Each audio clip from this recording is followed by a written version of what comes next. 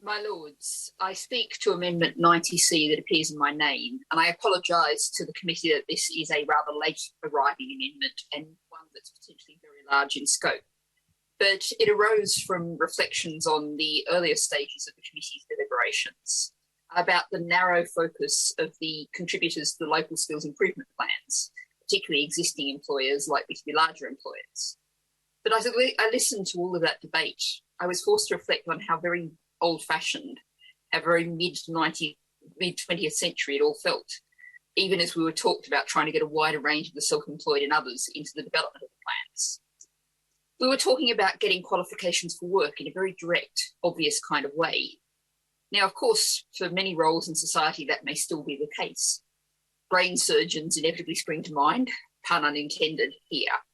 But also, if you're likely to be, say, a technician maintaining a complicated piece of medical technology, or a passive house qualified building designer, or a permaculture garden planner, you may directly do a course and then go and get the job that follows on.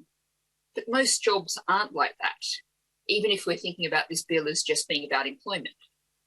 Most jobs, most lives, require a range of technical and soft skills acquired by a mixture of education and training, employment and life experience. I draw here an example of someone I know from the Green Party, and I'm going to anonymise this because I haven't checked with them about using it. But they started as a volunteer with a set of technical skills, design skills for leaflet and graphics, but through their voluntary involvement was drawn into the management of volunteers, fundraising, administration and management.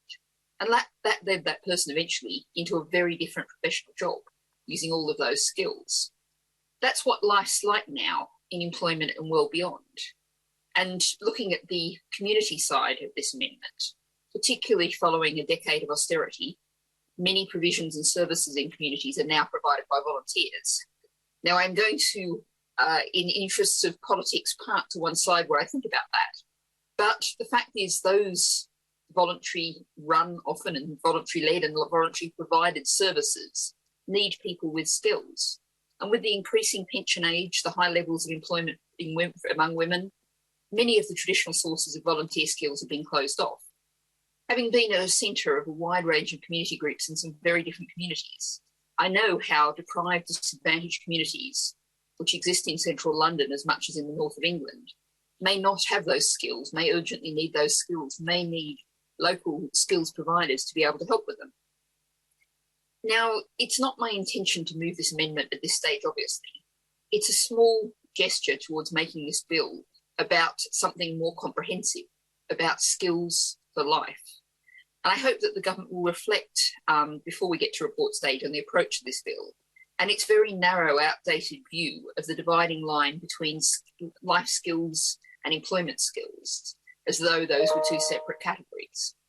And just to finally reflect for a moment on my list, which I'll agree is something scattergun, but if you look down the list of things included in this amendment, parenting is a skill, of course. In fact, one might perhaps say child and elder care in there as well, because those are roles that all of us may well have to fulfil at some stage.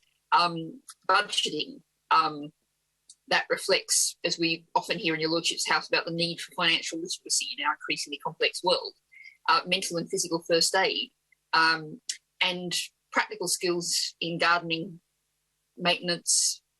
These are things that people will need in their lives. And then the last two sections of this amendment, community organising and community participation, focus on that idea of people as part of a community, as all of us are. So, my Lords, it's not my intention to move this amendment, but I really look forward to the discussion and the Noble Lady, the Minister's response. And I hope this will be fruitful. Thank you.